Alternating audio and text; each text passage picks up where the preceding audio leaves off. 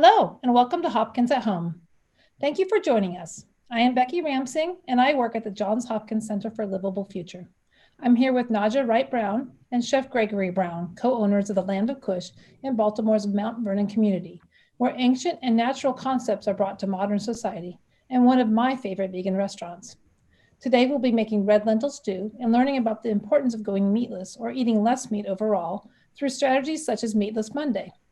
You can find the recipe linked below where it says, see the recipe here. We welcome you to ask questions you have by typing them into the chat module on your screen throughout the demo, and we will leave time for you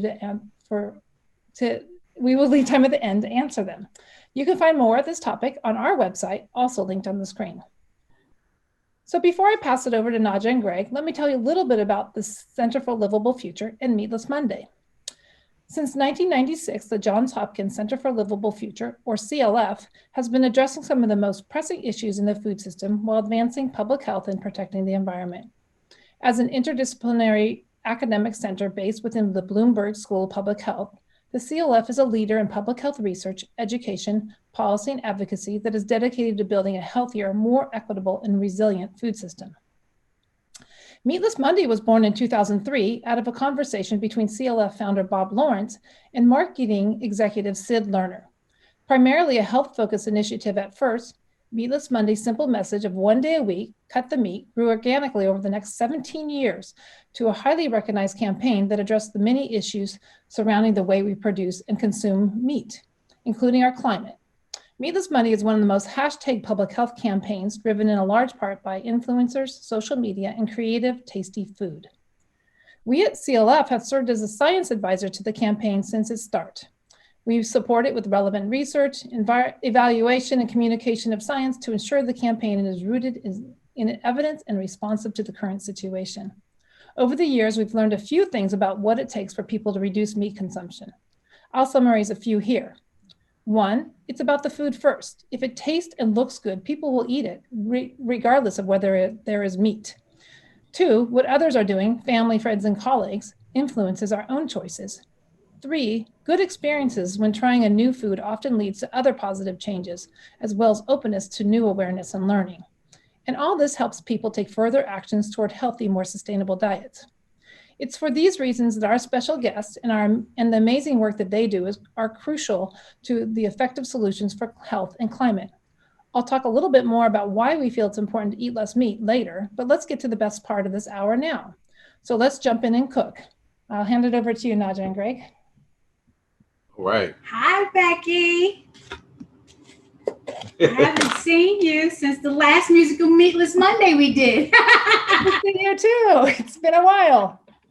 You too.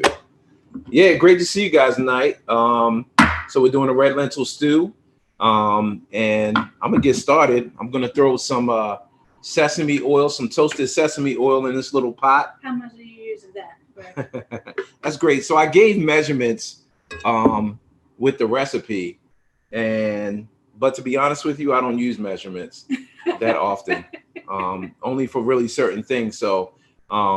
So that's probably maybe a teaspoon to a tablespoon of oil. I just like enough to almost cover the bottom of the pot that I'm cooking in. Because what happens is when you heat up oil, it expands. So you really don't need to cover the bottom of the pot. And so now I'm just throwing in some garlic. Don't be scared, Nadja. I got you.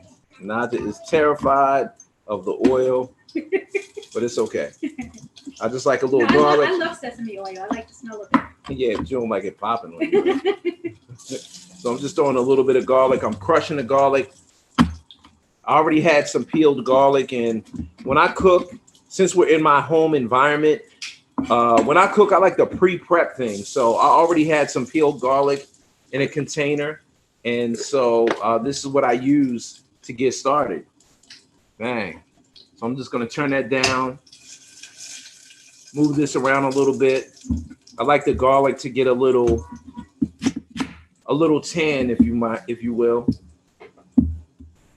And now I'm just cutting up some sweet potato. We're gonna use this as almost like a filler. I mean, I like a chunky stew. Let's put it that way. I like a nice chunky stew. So you can use something. Does it smell good now? Oh yeah, like I'm like, I don't even know what you're talking about because it smells so good. You so full of it. I didn't put anything in there yet. So, Sesame oil. I know the sesame oil smells great, right? Right. So I'm cutting this sweet potato up, and you can use other vegetables. I like certain things to be a quick cooking dish, and this is one of my favorite quick cooking dishes because it doesn't take a lot of effort, and it doesn't take a lot of time. Number one, it doesn't take a lot of prep work, and it doesn't take a lot of cooking time because we all have busy schedules. We got things to do. Some of us have families and children to take care of. So I like to keep it moving. I know when I was working 9 to 5, I like quick cooking dishes. And so this is always a staple. Red lentils cook really quick. And so, yeah, that's what I love about it. It's a nice, healthy dish. It's full of protein. And what I find is that the smaller lentils are in the legume family, in the bean family. And what I find is that the smaller the bean or lentil, the higher the protein content. And that's what I really like because I'm active. I like to lift weights. I like to do little fitness stuff. And so I need a higher protein content. And so this is where I kind of get my protein from, is from those beans and those lentils. Grains like quinoa are very high in protein, millet. So I like those things. So now I'm going to start seasoning this little dish. So I'm just adding a little bit of salt and pepper. So that answers the question about where you get your protein, right? Yes. I hope so. Questions about where you get your protein. I hope so. You're plant-based and vegan. Yeah, everybody I guess asked that, and I guess that's a big question. Where do you get your protein? So now I have 1 cup of these red lentils. Some people like green lentils. You got brown lentils. I particularly like these. They're a little milder flavor for me. So I'm just going to throw this in here, and then I'm going to add some seasonings, which I have a nice little system of spices around here. So I'm throwing in some turmeric. Again, probably more or less a teaspoon to a tablespoon. And what I say is your palate is your palate. You know what you like. And when you're trying new things, or if you're trying a new dish, it's always good to experiment. Don't be afraid of the experiment process, because that's how you figure out what you like, what you don't like. I threw some paprika in there. I'm throwing a little bit of cumin in there. Again, I just try to eyeball it. I kind of know my content. I know how much I really like in there. Hey, Greg, I have a question for you. Sure, go ahead. Sorry to interrupt, but one of our audience members has a question on how long does it take how long does the pre-prepared garlic last in the refrigerator? Wonder what you. Long time. It's hard for me to judge because I go through it so quick. Because I'm cooking 2 to 3 times a day. Well, really 3 times. I'm generally cooking 3 times a day. So, I mean, but it lasts a long time. Even if I go through a stint where I might eat out a couple of days, or I'm getting stuff from the restaurant, I might be eating from the restaurant. It lasts, I mean, it's hard for me to tell, but it usually lasts about a week. So you peel a lot ahead of time. That's a really good idea, because I often I peel ahead of time, and then I also cut onions ahead of time. Excellent. So I know the basis of most of my meals are onion and garlic, and so I like to have that stuff already done because they probably take the most amount of time. Yes, pour that in there. Woo, look at that. Yeah. I wish you all could smell this. And let me get half a cup. Okay. Half a cup of. Yeah. And so, I mean, that's really the basis of this whole stew. Is I know it's really quick, but that's what I like. I like really quick. I don't like to spend a lot of time because it's just other stuff I have to do. I mean, I love to cook. However, sometimes it's not always reasonable to spend a lot of time prepping a meal. Maybe you have that time on the weekend, maybe. But during the week, I mean, today is Monday. You know, we're helping our daughter with schoolwork. She's doing virtual learning right now. So I have to do things that are quick, really easy. And because normally I cook a couple of dishes at a time. So I usually do a bean dish, some sort of protein dish. I do a grain dish, which I have a variety of grains. So I might do, like tonight, I'm going to do a black rice, or I might do quinoa, whether it's white quinoa or red quinoa. I might do wheat berries. So I have a bunch of different grains to choose from, and I try to mix it up. And I also try to make enough of the grain so that it lasts maybe 2 or 3 days, so that I'm prepared, so that every time, so this dish right here might last us like 2 days or 2 or 3 meals, right? So when it's time for me to cook again, I'm not fully preparing a whole slew of meals. All I'm doing is maybe heating up something and maybe cooking some fresh greens, so that it doesn't take a whole lot of time to cook up front every single time, because it wears on you. If you're trying to cook 3 dishes every time, and every time you got to go from scratch and prep, because I like to do things from scratch, it can take a lot of time and it can wear on you mentally. Sometimes you just want to come in, heat something up, and keep it moving. And that's what I like to do. So I like to have a grain prepared. Like earlier today, I made some white quinoa. And so I have some quinoa. I'm going to put this in the refrigerator. And so I'm going to have this to play with either later tonight or tomorrow. I mean, we had that quinoa for lunch. I mixed up some vegetables, put the quinoa with it, and bang, I had a nice quick meal. So now I'm cooking another grain. I'm cooking a black rice, which is almost done. How about that? Oh, the black rice is awesome. So just to show you, like, I'm just doing a little bit of meal prepping. A little bit of meal prepping at the beginning of the week saves a lot of time throughout the week. So if I meal prep on Sunday or Monday, then I have some things to play with come Tuesday, Wednesday, and maybe Thursday. I have to, meal prep again. So what other questions can I answer for you as we let these red lentils cook out? I can tell you it definitely helps me with my busy schedule and with our daughter, that he has all of this stuff ready so we can have lunch and dinner. It definitely helps us a lot. It helps to have somebody in the house that cooks and knows how to cook. It saves a lot of time when you don't have to cook and all you have to do is come to the stove and plate. It makes life so much easier when you have to do that. I do have one more question. Sure. Donna asked if you, and I'm going to talk about this a little bit later, but she asked if you see a future without people eating meat. So she says she would like to see the end of factory farms, and she appreciates what you are doing, and she can't wait to eat your stew, and neither can I. I wish I was making it and not sitting here. I know. I wish I could have everybody over and just sit here while I cook. That would be great. I don't know. I do see an end to it, just because of the inefficiency from a business standpoint. I see the inefficiency of factory farming. I mean, from a personal standpoint, it's an angst because of what happens to the animals and the torture that the animals go through in terms of factory farming, in terms of the environment, the stress that it puts on the environment. I see that. But we've gone to a conference the last couple of years called the Reducetarian Conference, where they're trying to get people to reduce their meat consumption.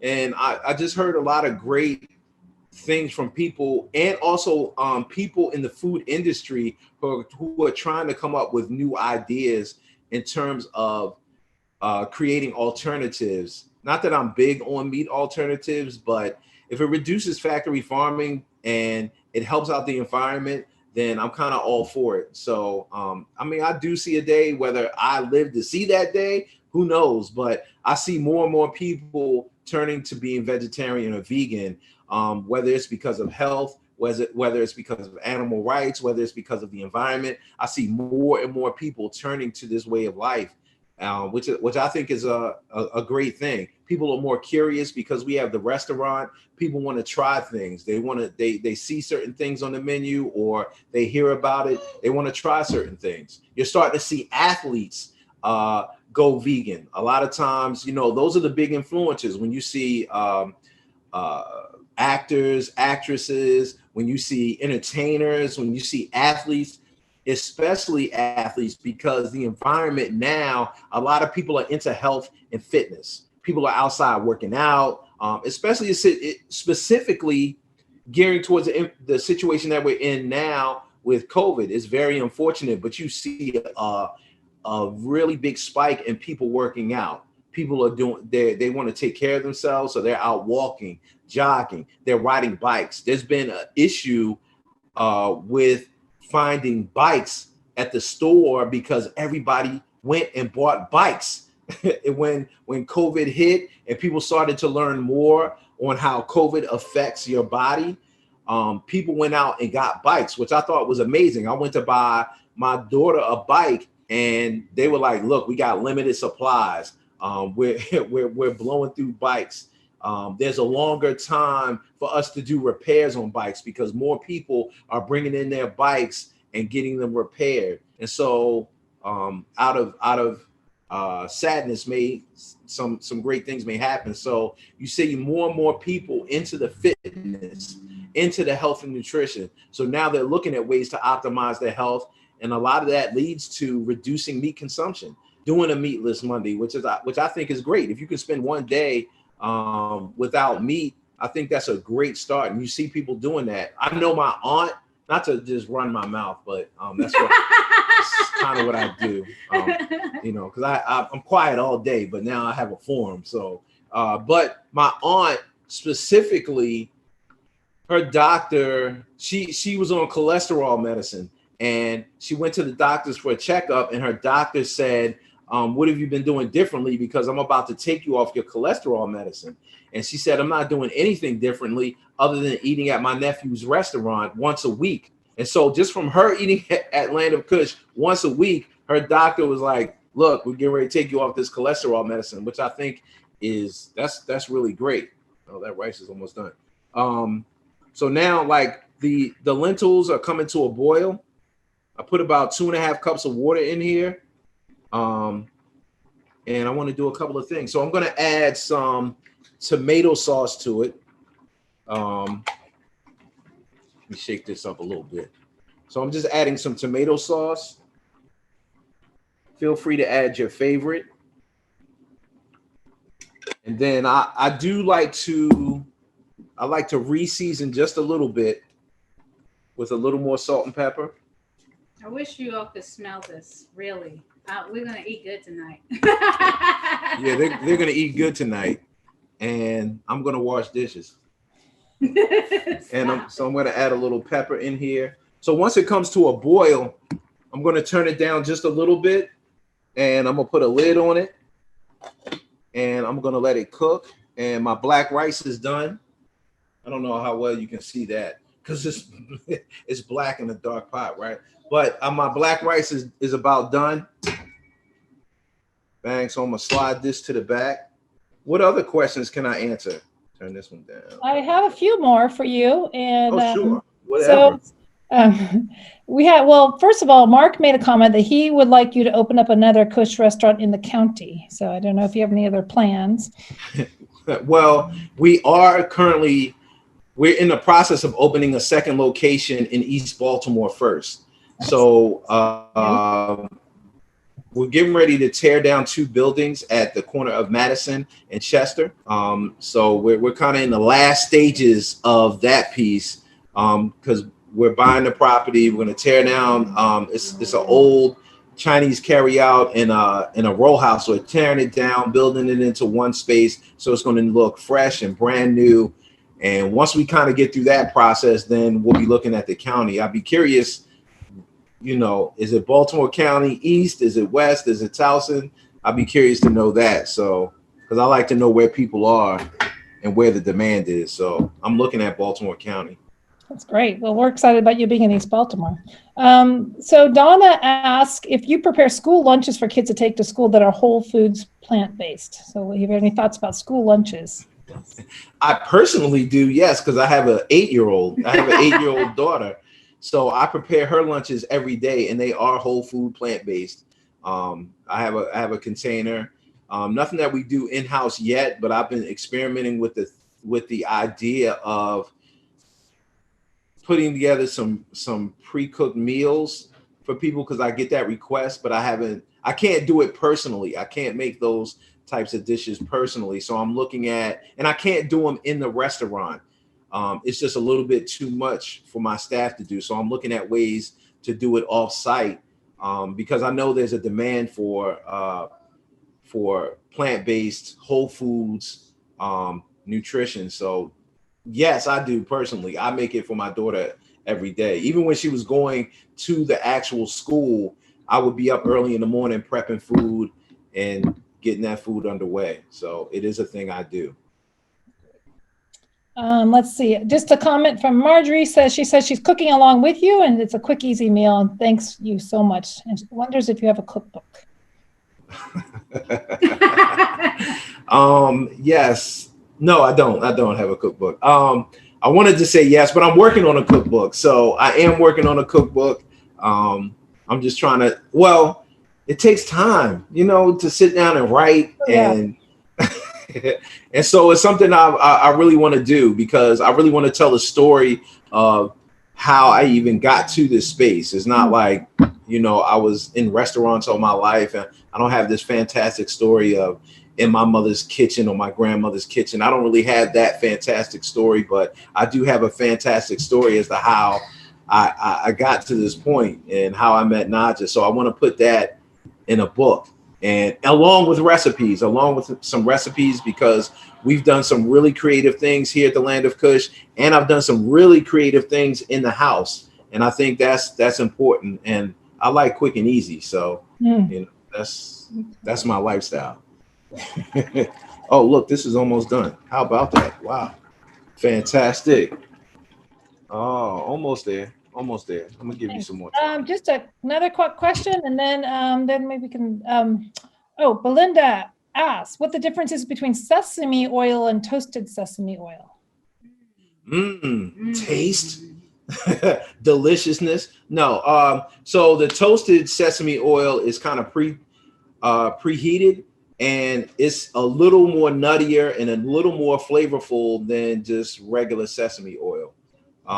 I like sesame oil. I like the regular sesame oil, but that toasted sesame oil just has this flavor to it that I just love. I mean, I'll cook with olive oil from time to time, or I'll use it in a salad, but I really love sesame oil. I really love the toasted sesame oil. It's just a really full flavor. Good. I didn't know that. And then just another response. Mark was actually referring to Owings Mills, where he would like you to be. Oh, really? I would love to be in Owings Mills. Okay.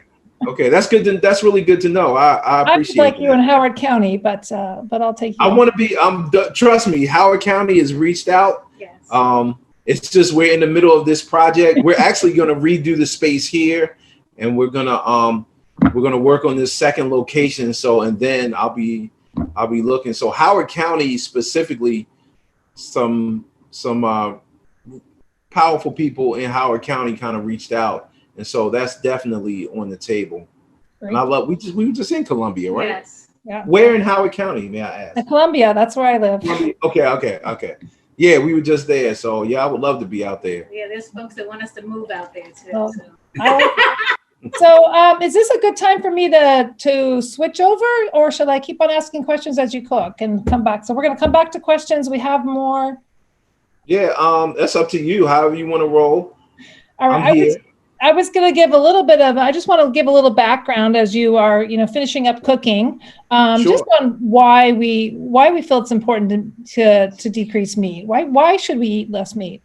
So we're going to just keep the camera on Greg and Naja as they, work on their food, and I'm just going to chat for a little bit, and then we'll come back to hear more about the Land of Kush and the nonprofit that they have, which is really exciting. So From a public health perspective, diets high in red and processed meats and lower in vegetables, whole grains, legumes, nuts, and fruits are associated with higher rates of heart disease, diabetes, and all-cause mortalities and some cancers. In most cases, people who consume diets that are higher in plant-based proteins, vegetables, and whole grains have healthier weights and even healthier guts. But more and more evidence confirms that our well-being is linked to the health of our environment as well. So if we don't address sustainability in how we produce, purchase, and consume food, the health of all people will suffer. For example, climate is connected to the food we eat because growing, processing, and transporting food creates greenhouse gas emissions such as carbon dioxide, methane, and nitrous oxides. Other major sources of human-caused greenhouse gas emissions are the transportation and energy sectors. Rising greenhouse gas emissions are linked to warmer and more severe weather globally, which in turn impacts our health and our ability to produce the food we need. In fact, food and agriculture makes up about 25% of global greenhouse gas, and livestock alone makes up about 14.5% of global greenhouse gas emissions. Most of this comes from ruminant animals such as beef and lamb. And animal production for food also requires disproportionate amounts of environmental resources, from water to land to energy. As people eat more meat globally, the demands and consequences increase. In fact, the global estimates for growth in meat demand are for about 20% growth every 10 years. The agricultural sector is also the largest water user, making up about 70% of all freshwater withdrawal globally, with livestock accounting for most of it. Water is used in all stages of meat production, from feed to care to processing. Producing 1 kilogram of lentils, like we made today, for example, requires about 50 liters of water, while 1 kilogram of beef requires about 13,000 liters of water. Water pollution, livestock production also contributes to water pollution. Livestock excreta contains nutrients, drug residues, heavy metals, and pathogens, and the runoff from fertilizers and pesticides used to grow feed also contribute to pollution. Furthermore, livestock is the world's largest human-related land user, taking up about 30% of the Earth's entire land surface, including 33% of the global arable land for animal feed production. The global demand for meat increases the pressure to clear forests and valuable land for raising livestock and growing food, thus contributing to land degradation, deforestation, and accelerated loss of rainforests. To meet the demand for meat and animal products, production has shifted from integrated family farms to more concentrated facilities, which has both human and animal consequences. As we've seen throughout COVID-19 pandemic, food system workers suffer disproportionately from the virus due to crowded working environments and exposure, inability to take days off when they're sick, and overall lower wages and limited access to healthcare. A recent policy brief from CLF highlighted recommendations for protecting workers during the pandemic and can be found at our site.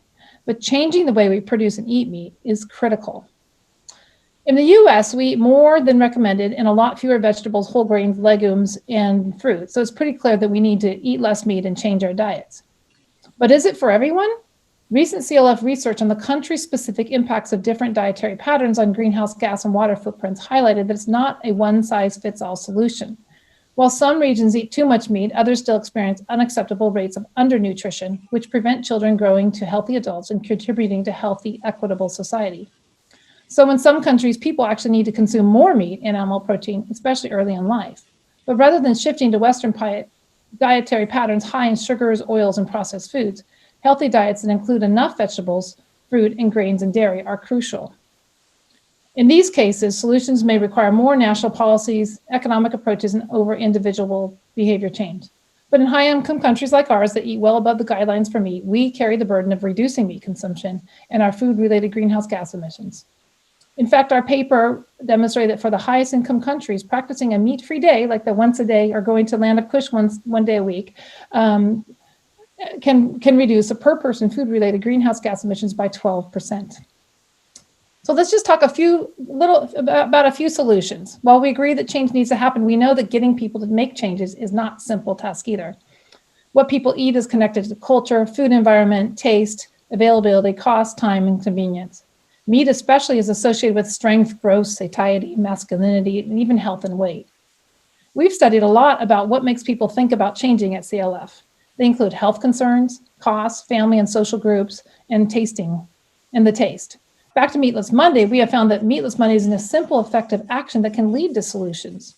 Many point out that a meatless day is only a small change and won't be enough, but we argue that a small change, especially when adopted across many individuals and groups, can be more powerful and long-lasting than a big behavior change, which tends not to last.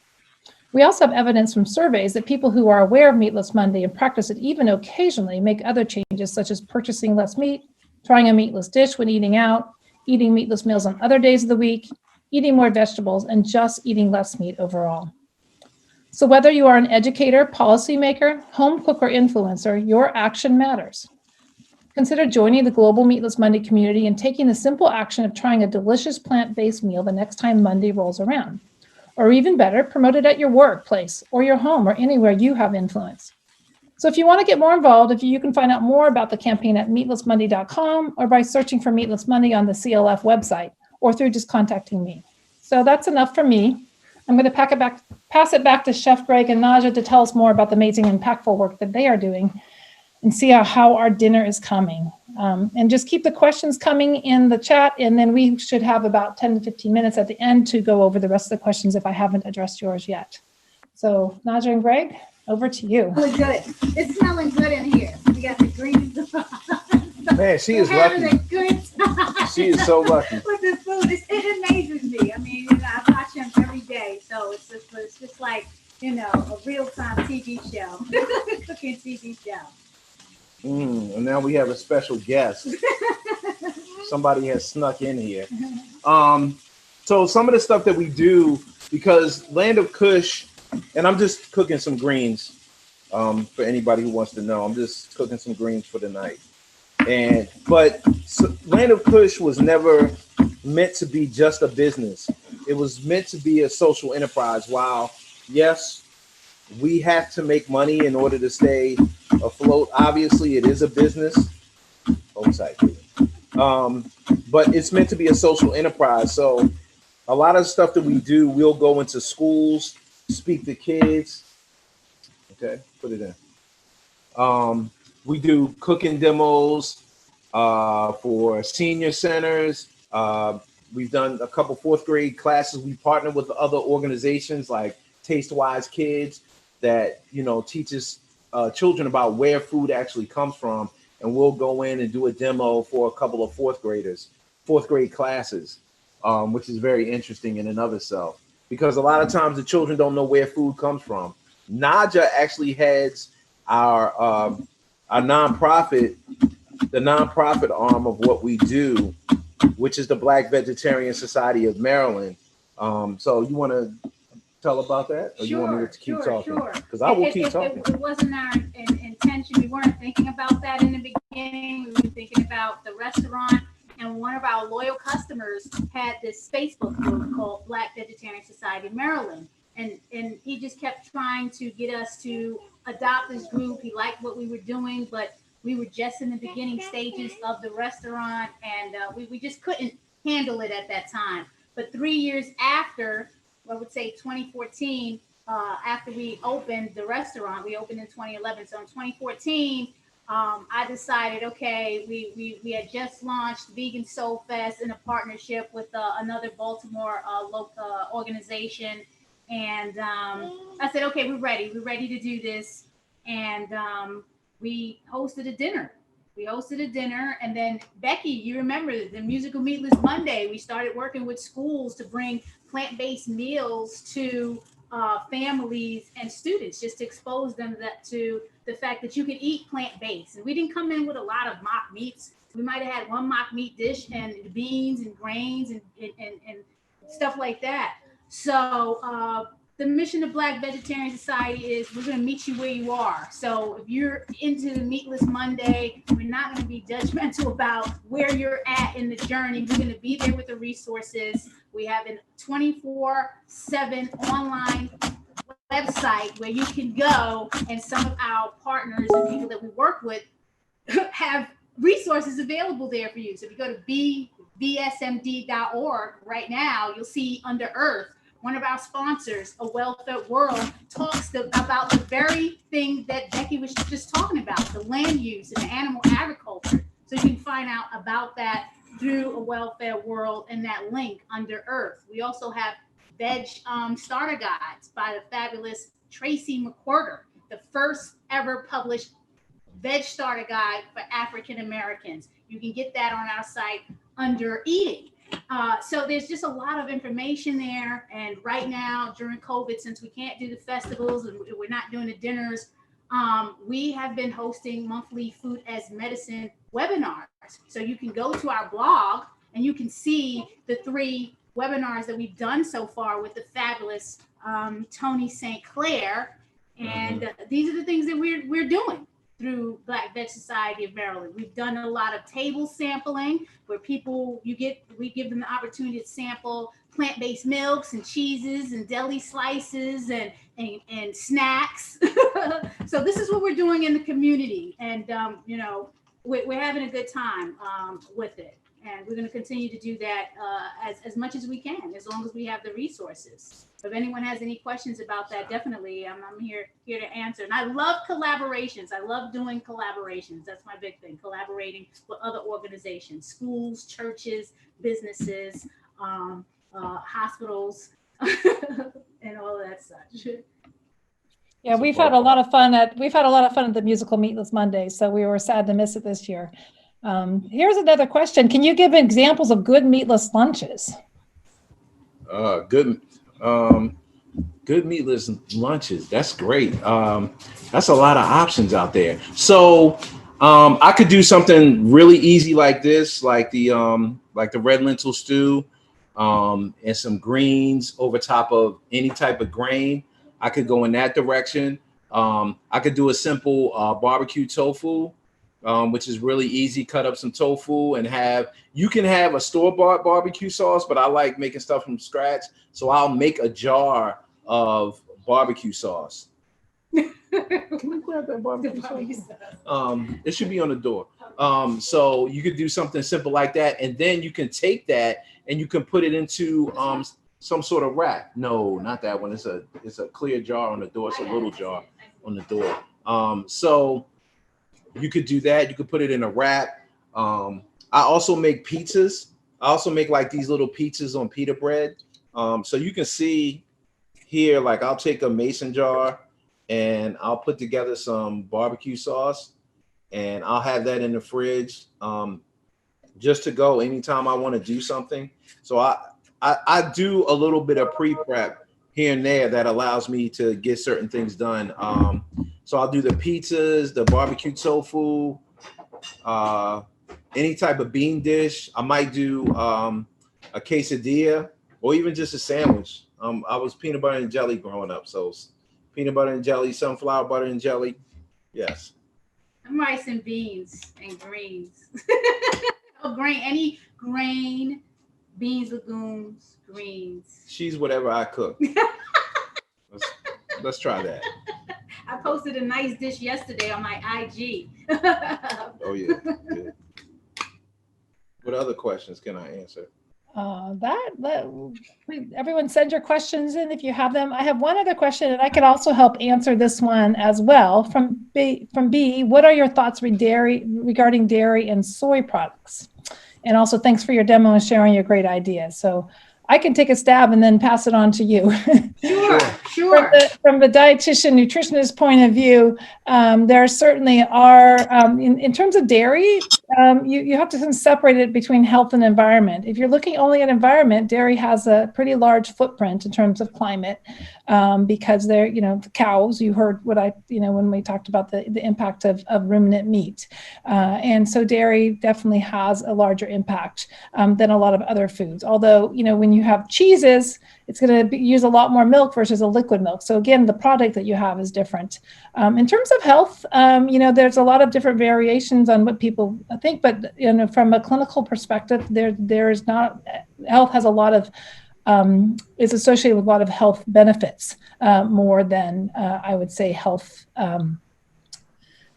problems, but certainly everything in moderation. And Soy, the thing to remember about soy with climate is 75% of the soy that we produce is really produced for animal feed. So humans eat very little of the soy that's produced. So if you think about, the problems with growing soy around the world and the forest degradation, it's not because we eat too much soy.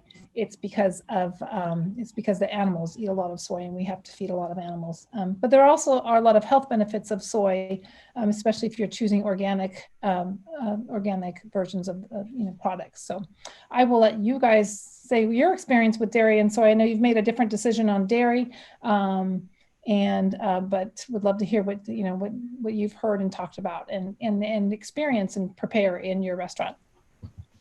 So obviously we're 100% vegan, so no dairy anywhere near here. But I mean, that's also due to health benefits as well.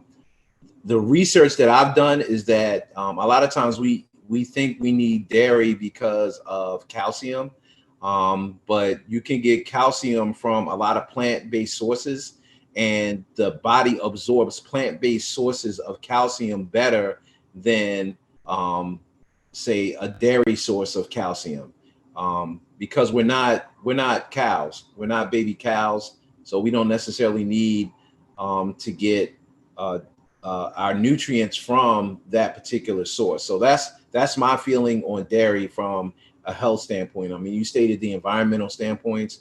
As far as soy is concerned, I know there's always a concern with soy. There's a lot of information out there about consumption of soy, but I think you said it best, Becky, is moderation is one of the greatest tools that we have in terms of our nutrition and our diet. We just don't do a lot of soy because there's so many other options out there.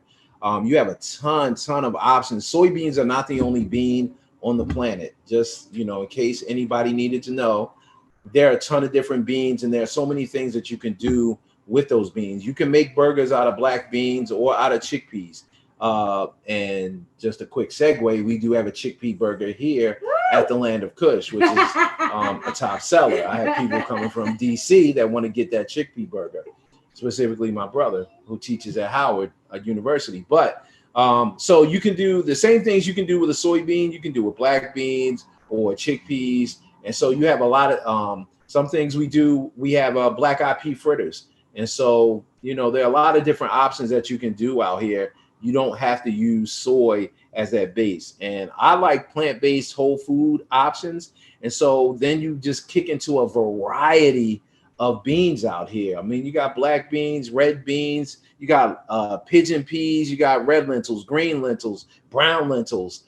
You got so many different beans, and from all over the world. I mean, if you go to an Asian market like H Mart out on Route 40, you'll see the variety of beans. I mean, I just bought a ton of mung beans. You have mung beans, you got split mung beans, you got yellow split peas, you got green split peas, you got all these different options. So if you're even thinking that you're limited to soy, trust and believe you are not limited to soy as an option.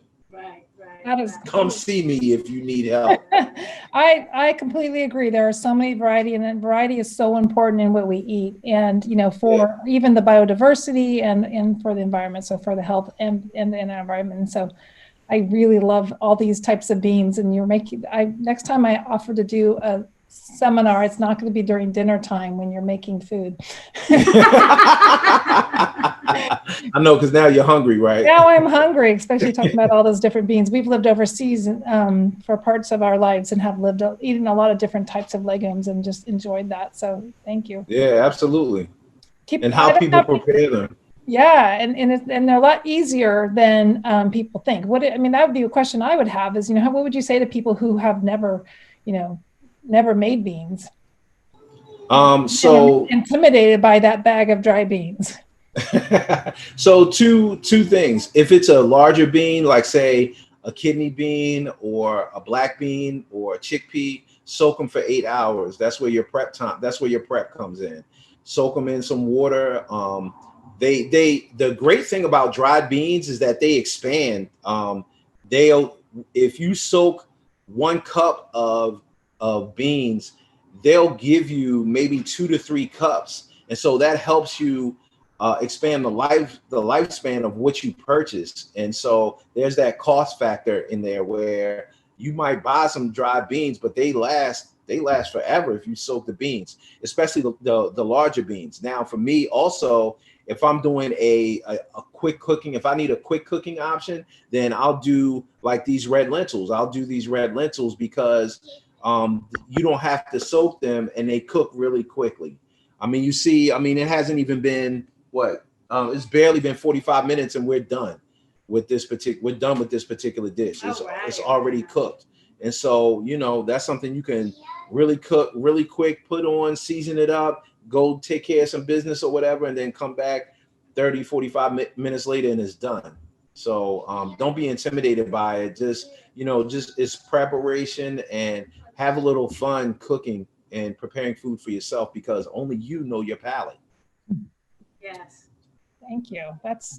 I have another question. Sure. From Susan, do you make a good substitute for cheese, such as with cashews, nutritional yeast, or et cetera? I think cheese is a tough one for a lot of people trying to go vegan. We do at the restaurant. I mean, we make a homemade cheese, like a cheese sauce that we use with our mac and cheese. So we don't use cashews because a lot of people have nut allergies. And so that's the only reason we don't use the cashews. But we just use like a soy milk, nutritional yeast, some little spices and herbs, and we blend that up, and we use a little bit of oil, and we blend that up and make a nice cheese blend that we can use on a variety of things, whether it's lasagna, eggplant parm, or the mac and cheese. And sometimes I will make a cheese in here.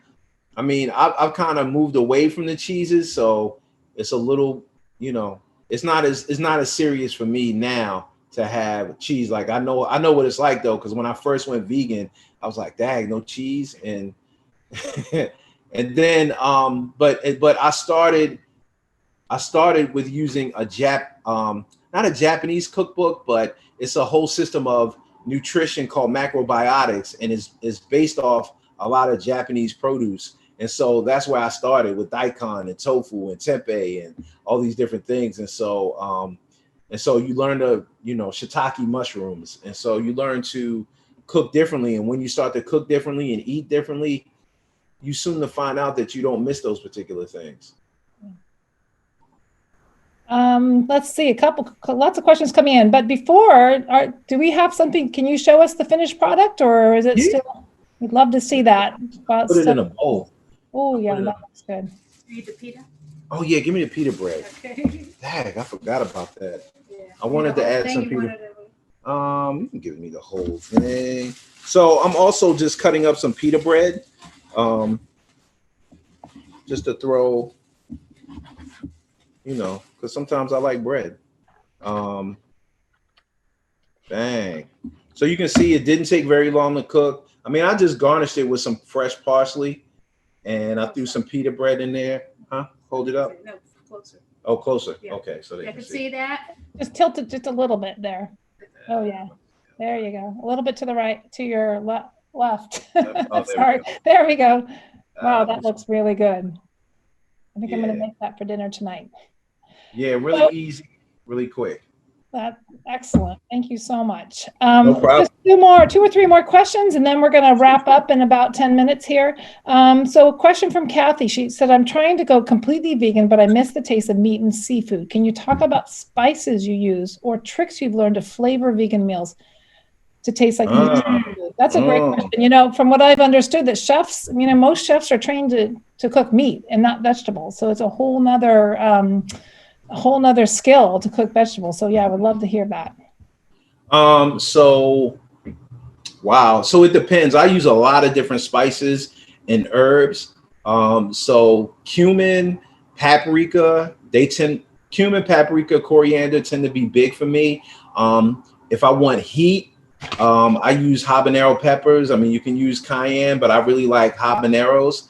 I don't try to make things necessarily taste like meat. Maybe for the restaurant, there are certain products that kind of already have that consistency. But once you start to throw sauces, if you make a barbecue sauce and you throw that on something, you'll kind of get that that feeling right there. So a lot of it has to do with the sauces you make.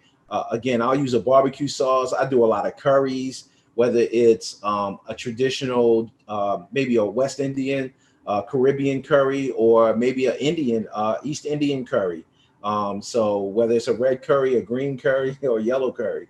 So I try to experiment with as much as possible. And I try to listen to people, because I meet people from all over the world, and I always try to gauge what they eat. I don't even care if they eat meat. I just want to know, what do you prepare? Because everybody prepares some sort of vegetables. I don't care if you're Russian or you're African. Everybody prepares vegetables, and I like to hear what people prepare and how they prepare their food. So I listen to a lot of people. I go online and do research, and I start to experiment with things. So, I mean, the cumin and paprika is big for me. I also make my own spice blends. So I've made a Creole or Cajun spice blend with peppers, red pepper flakes, the cumin. You can use cumin seeds. You can cook those seeds. So it's about really experimenting with those things. But I like the cumin, the curries, the coriander. Those are like the basic things. The paprika. Those are the basic things to get started. Everything else you can kind of play with, because there are different peppers, there are different type of salts that you can use. So it's best to go in and experiment, and also just look at different recipes and tweak those recipes to your own palate. That's great. Thank you. Yeah. And let's see, just one more question, and then I'll have you guys wrap up, and I will end it up. So one question, and I could take a stab at this and pass it on to you, is from Marjorie: are canned beans as good as dried beans? And I would say that canned beans, they are great, especially if you need something in a hurry and they're quick. You don't get the variety you do with the dry beans, but they are often canned with sodium, a lot of salt, so you have to be concerned about sodium, and also some of the preservatives that are used in the canning, the lining of the cans, that have health impacts. So I would say, it's a great way to start, and I keep canned beans on hand at home, and I use them when I need to. But I would encourage you to try dry beans as well. So anything you want to add to that, Greg and Naja? No canned beans for Greg. Good, that's good. Frozen before I do canned. So I'll do the frozen vegetables and things like that before I do canned. But I know Greg will have his say about canned anything. I do all the cooking, so she has no say. Which is cute. But no, I like the dry beans. They last way longer. When you're looking at your budget and how much you're spending on food, I'd much rather go dry, because even though you can cook canned beans really quickly, I mean, you can do that with a lentil as well, and it's much fresher. And like you said, the sodium, that's why I really don't like it, because a lot of times it's the sodium content that I don't like. But I mean, you can rinse the beans off, but I don't use canned beans. I just don't. I have so many dry beans in here. It doesn't make any sense. It doesn't make any sense for me, because I can easily throw a dish on like this, and I'm done. And then if you make enough to last you a couple of meals, I'll make 2 to 3 different bean dishes. I'll make like 2 different bean dishes. So I have a variety. If I want to heat up the red lentils, if I have some red lentils left over and I want to heat them up, then I'll heat them up. Or if I want to add them, let's say I only got a little bit left over and I want to add them to a grain that I just cooked, then I can easily do that. So I try to cook enough for 2 or 3 meals. And also I try to have a variety already ready, so that I'm already prepared, and I'm ready to cook or heat something up really quickly. Thank you very much. Anything just in conclusion, anything else you'd like to share and encourage in all these participants? This has just been such a valuable time together, and I've learned a lot. So I just want to make sure that they have the website to Land of Kush. It's landofkush.com. I know we put the bio and that information out there, but just making sure everyone does visit the website. And also for Black Veg Society of Maryland, that's BVSMM. smd.org, Black Biz Society MD.org. And thank you for inviting us to do this, Becky and the rest of the Johns Hopkins at Home team. This was great. Go ahead. Yeah, thank you. This was great. And, again, go to the Land of Kush website. If you are interested in other recipes, meatlessmonday.com has a whole host of recipes as well that you can try. And if you want more information just on the background around, why this diet shift is important, the Center for a Livable Future at Johns Hopkins, we have resources there, and you can contact me through that website. So enjoy your dinner, everyone. And thanks again for giving us your time. And we look forward to doing this again, hopefully soon. All right. Thank you. Have a good night, everyone. Thanks. Enjoy. Bye-bye.